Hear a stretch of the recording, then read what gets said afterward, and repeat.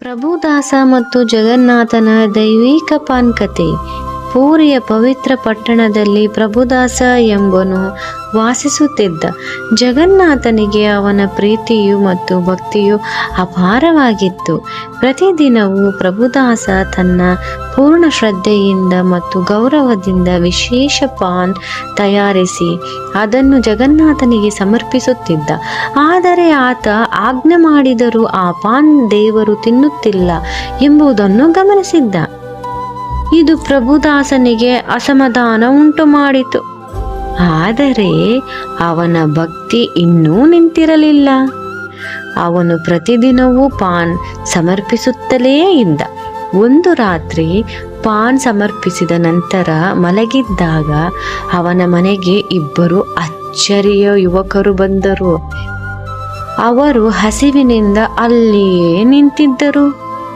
ಪ್ರಭುದಾಸನಿಗೆ ಬೇರೇನೂ ಇಲ್ಲುದರಿಂದ ಅವನು ಜಗನ್ನಾಥನಿಗೆ ತಯಾರಿಸಿದ ಪಾನ್ ಅವರಿಗೆ ನೀಡಿದ. ಅವರು ಆ ಪಾನ್ ತಿಂದರು. ಇದು ಪ್ರತಿದಿನದ ಅನುಭವವಾಯಿತು. ಆ ಯುವಕರು ಪ್ರಭುದಾಸನ ಮನೆಗೆ ಬಂದರು. ಜಗನ್ನಾಥನಿಗೆ ತಯಾರಿಸಿದ ಪಾನ್ ತಿಂದರು. ಇದಾದರೂ ಪ್ರಭುದಾಸನಿಗೆ ತೊಂದರೆಯಾಗಲಿಲ್ಲ. ಪ್ರತಿದಿನವೂ ಅವನು ಪಾನ್ ತಯಾರಿಸಿ ದೇವರಿಗೆ ಸಮರ್ಪಿಸುತ್ತಿದ್ದ. ಒಂದು ದಿನ ಪ್ರಭುದಾಸ ಅವರು ಆ ಯುವಕರನ್ನು ಜಗನ್ನಾಥನ ದೇವಾಲಯದಲ್ಲಿ ಕೆಲಸ ಮಾಡುತ್ತಿರುವುದನ್ನು ಗಮನಿಸಿದರು. ಕುತೂಹಲದಿಂದ ಅವನು ಅವರನ್ನು ಕೇಳಿದ, ನೀವು ಪ್ರತಿದಿನ ರಾತ್ರಿ ನನ್ನ ಮನೆಗೆ ಬಂದು ಪಾನ್ ತಿನ್ನುತ್ತೀರಿ, ಇದಕ್ಕೆ ಕಾರಣವೇನು? ಯುವಕರು ಹೊಟ್ಟೆ ತುಂಬಿ ನಗುತ್ತಾ, ನೀವು ಸಿಕ್ಕಿದ ಪಾನನ್ನು ಸಮರ್ಪಿಸಿರಿ ಎಂದು ಹೇಳಿದರು.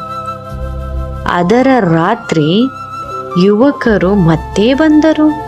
ಆದರೆ ಈ ಬಾರಿ ಪ್ರಭುದಾಸನ ಬಳಿ ಕೊಡುವುದಕ್ಕೆ ಏನೂ ಇರಲಿಲ್ಲ. ತನ್ನ ಮನನಾಯಕಿತ್ವದಲ್ಲಿ ತನ್ನ ಶಾಲವನ್ನು ತೆಗೆದು ಅವರ ಮೇಲೆ ಇಟ್ಟುಕೊಂಡ. ಯುವಕರು ಶಾಲವನ್ನು ಸ್ವೀಕರಿಸಿ ಹೊರಟರು.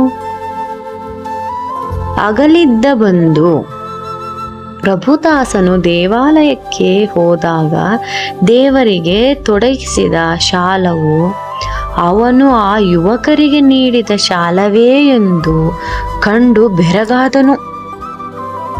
ಇದನ್ನು ಕಂಡು ರಾಜನು ಶಾಲವು ಹೇಗೆ ದೇವರಿಗೆ ತೊಡಿಸಲಾಯಿತು ಎಂದು ಆಶ್ಚರ್ಯಪಟ್ಟನು. ಪ್ರಭುದಾಸನು ಎಲ್ಲರ ಮುಂದೆ ನಿಂತು ಸಂಪೂರ್ಣ ಕಥೆಯನ್ನು ವಿವರಿಸಿದನು. ಆ ಯುವಕರು ಪ್ರತಿದಿನ ರಾತ್ರಿ ಅವರ ಮನೆಗೆ ಬರುವವರು ಜಗನ್ನಾಥನ ಮತ್ತು ಅವರ ಸಹೋದರ ಬಾಲಭದ್ರನವೇ ಎಂದು ತಿಳಿಸಿದನು. ಅವರು ಪ್ರಭುದಾಸನ ಭಕ್ತಿಯಿಂದ ತಯಾರಿಸಿದ ಪಾನನ್ನು ಪ್ರತಿದಿನ ಸ್ವೀಕರಿಸುತ್ತಿದ್ದರು. ಇದು ಕೇಳಿದ ರಾಜ ಮತ್ತು ದೇವಸ್ಥಾನದ ಪೂಜಾರಿಗಳು ಆಘಾತಗೊಂಡರು.